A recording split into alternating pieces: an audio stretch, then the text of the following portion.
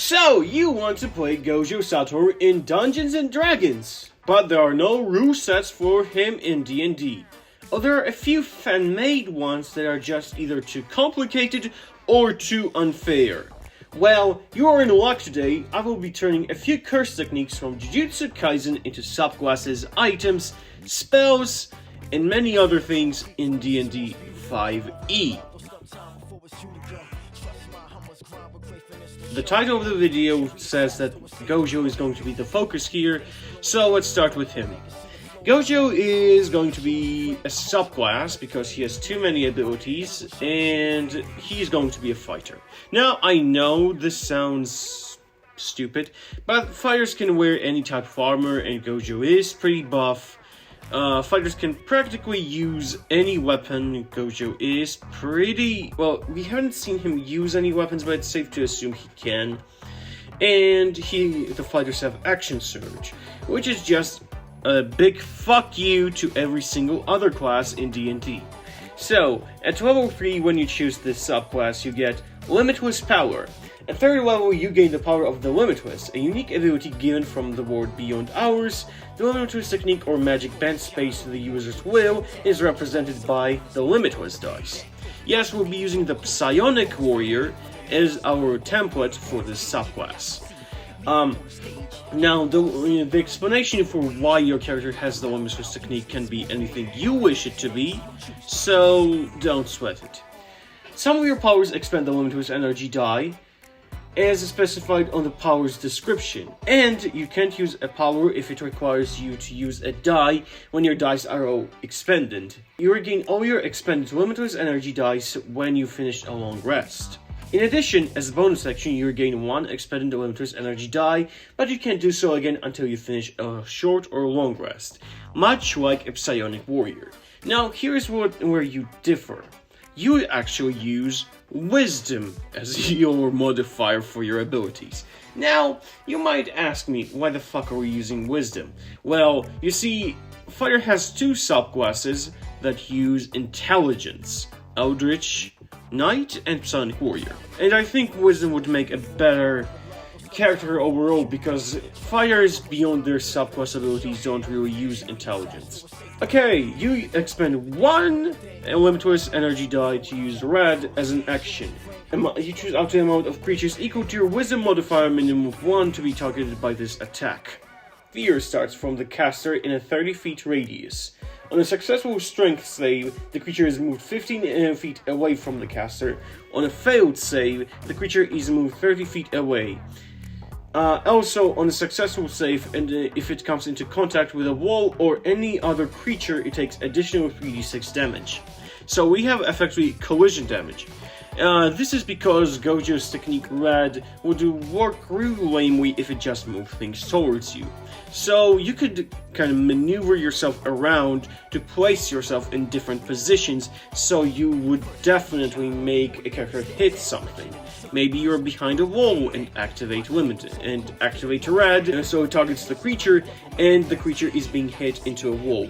Now, this version of Red does not work on objects. Keep this in mind, but if your DM allows you to use it for objects, it can be used for objects too. Okay, now the second one is Blue. As an action, you choose 3 creatures this time around, plus your Wisdom modifier, minimum of 1, to be targeted by this attack. Sphere from a point of your choice in a 30 feet radius, a small blue ball appears and sucks anything towards itself in a 30 feet radius. The creature who fails a strength save is moved 30 feet towards the blue sphere, and if it comes into contact with the wall or any other creature, it takes additional 1d6 damage. Now, why is blue so much weaker than red? Well, first of all, blue is something Gojo always had. It's not something he gained, I think so. So I think it's better to make it weaker. Second of all, you can cast it away from you to move enemies away from yourself. Infinity! As a reaction, you choose any projectile, this is important, to stop right as it is about to hit you, nullifying the damage. Why did I specifically say projectile? Because nullifying the damage is kinda OP, and you need to have some weaknesses in D&D. Otherwise, if I had to write it any other way, I would write it as a psionic shield from the Psionic Warrior, but that would be just uninteresting and downright plagiaristic, because I already copied a shit ton from the Psionic Warrior. Okay, Limitless Adept. By the Silent Spell, we have mastered new ways to use abilities, gaining new, abilities. The special action, this means it's a free action. You can spend an infinity point in order to be able to tell one of the stats of your enemy, because your eyes have been sharpened to the point where you can see basically anything. How this works is basically you turn to your DM, ask them, hey, that Demogorgon we are fighting, can you tell me what's its dexterity? Oh, it's 20. Okay. And that's it. You're basically just being a kind of a support. This is kind of a support ability because you can just tell your wizard, oh yeah, this guy's wisdom super low, so just use a spell that requires him to make a wisdom save. Really cool. Special Flight, or just float. As an action, you can spend an infinity point in order to be able to float 20 feet up, and you gain flight speed equal to your walking speed. The ability lasts equal rounds to your wisdom modifier. It ends permanently as soon as you choose to land. Resistant Fighter. At 10th level, as a bonus action, you choose a damage type and become resistant to it for the amount equal to your wisdom modifier. This is kind of like, you can either look at it as following Blossom bullshit that Gojo uses, or a reverse curse technique, but in my opinion, reverse curse technique is probably Gojo using second wind. Hollow Purple basically just works as a sunbeam, and it requires you to use 2 infinity points, and instead of doing radiant damage, you just do force damage. There is not much to it. 18th level! Unlimited Void! In 100 feet square, any creature must make a wisdom save, or be affected and be stunned by this, For the duration of rounds equal to your wisdom stat, you create a barrier that looks like the end of space full of stars. Any creature slow enough to not close its eyes is instantly stunned, as unlimited infinite information flows into their brain. Struggling to process. Now, this is pretty OP, and I had no other way of writing it in a satisfying way, so you don't fucking fillet me for this, but yeah, this is Gojo, basically. All the information, if you have like a DnD Beyond subscription, is available on DnD Beyond.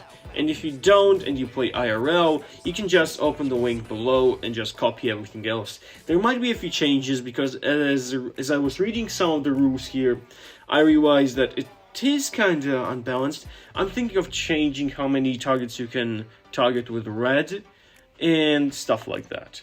But now that we have Gojo, let's do some other characters.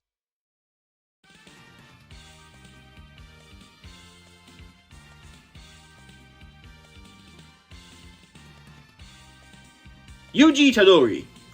Dude, just choose a monk, man. It's not okay. Okay. I guess this can be a feat for monks only. By spending 2 key points, you can keep doing the same amount of damage you did before. It's concentration type thing, I guess. If I actually made it, I'll probably leave something in the video right now saying that the link is below.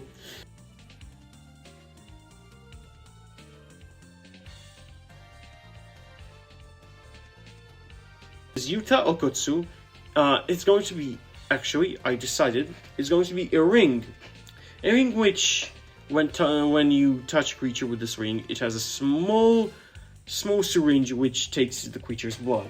Now you can cast the last leveled spell up to level 3 that the creature cast, for the duration of the next round.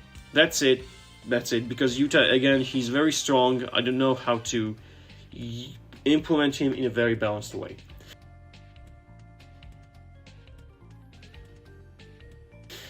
Megami Fushiguro. Megami Fushiguro would be his own class, the font, but honestly, I haven't written the font that well, and it needs a lot of writing. It's basically due to Control's familiars.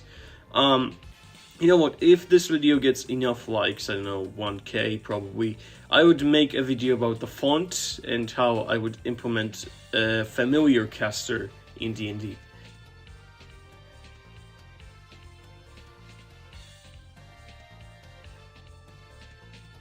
Nobara Kugisaki. Oh, that's one's really easy. Voodoo Strudel, Hammer and Nail.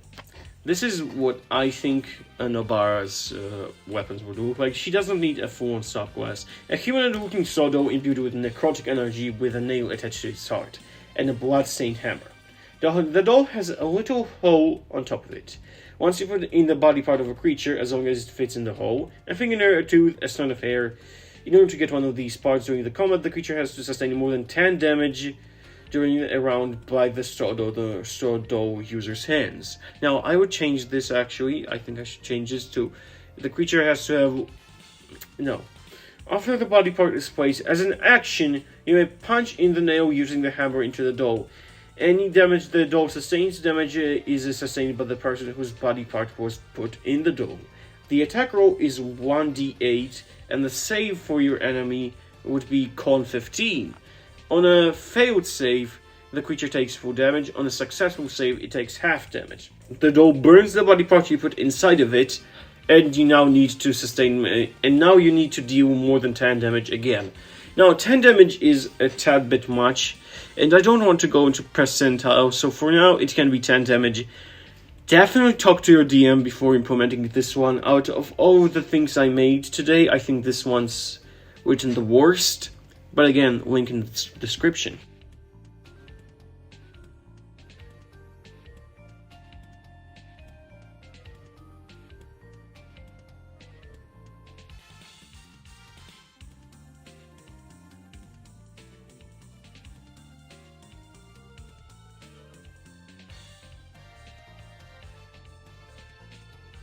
Todo Aoi. Actually, this one's kind of easy. Like, not much needed. I don't remember... Okay.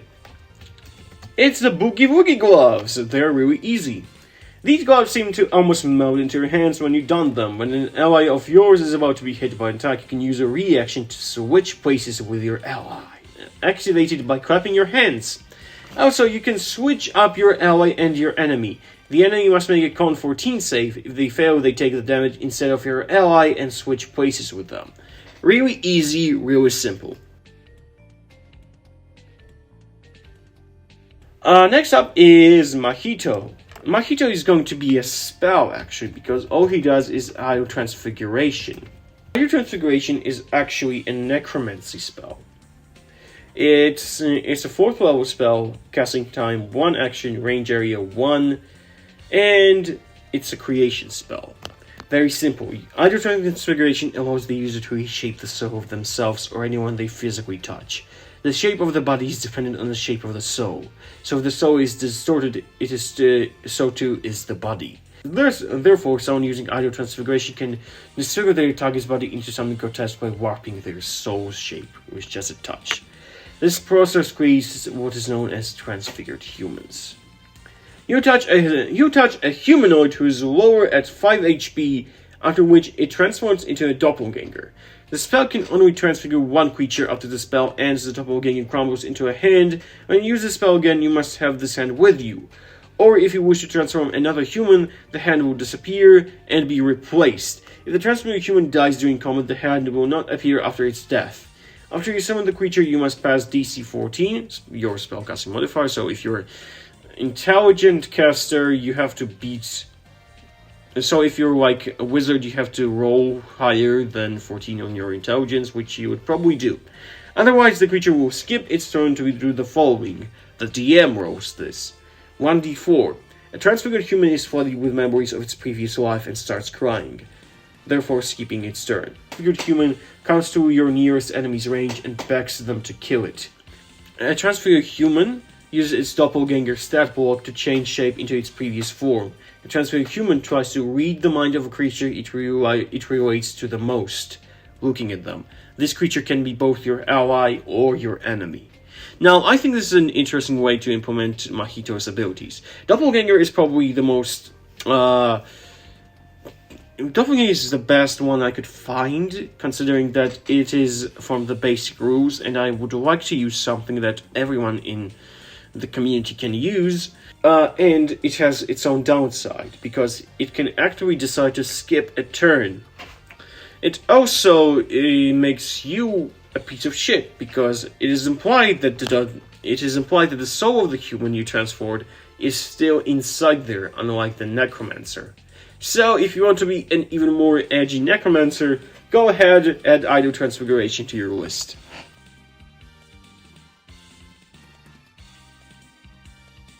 Now, another subclass, and this time around, I think it's the best one in the entire video. Choso! Blood magic. So now we're just going to be ripping off the Blood Hunter, but it's okay because Druid has been ripped off 500 times in other subclasses, so I think it's okay.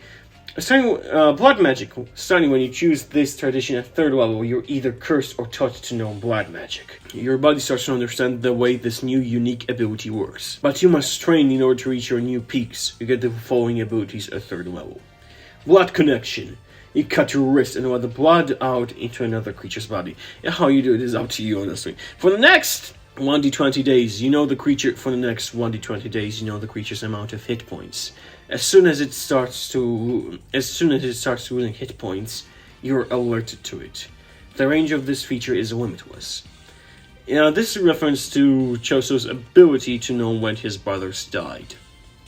Piercing blood is an action. A deadly blood beam fires from your clasped hands. After charging up your magic, it possesses blistering speed and incredible piercing power. As the name implies, when you use this ability, you suffer 1d4 damage from blood loss. The ranged attack uses your strength, dexterity, plus your constitution for the hit. Impact does piercing 3d6 damage. You can use this ability 2 times per long rest, plus your con modifier. Blood Edge. As a bonus action, you suffer 1d4 damage as you cut yourself to create a finest weapon from your blood. The blood hardens and sharpens to meet the requirements. You are proficient with a weapon as long as the feature is active. The weapon can be used as both bonus and main action, and on its first hit, it requires the target to pass a DC 13 con save or be poisoned. You can use this feature twice per day. This to, of course, Choso making weapons from his blood, and him poisoning Naoya in the manga. You can also add con modifier to your initiative roll. Blood Magic Mastery at 6th level. Slicing Exorcism. As a bonus action, yourself 1d4 damage, again cutting yourself, to unleash a sharpened blood that rapidly flies through the air and slices through your targets. Once the ability fails to land, it flies past the attacker and tries to hit again after your next turn. So it's basically a boomerang. Supernova is an action. You create a small ball of blood 60 feet away from you. Once a hostile creature comes into its 30 feet range, you have the option of detonating it as a reaction. The detonation forces your enemy to make a strength save.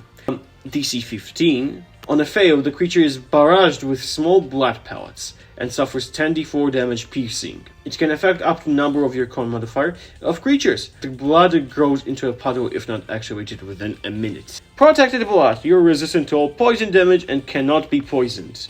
10th level ability. 16th level ability.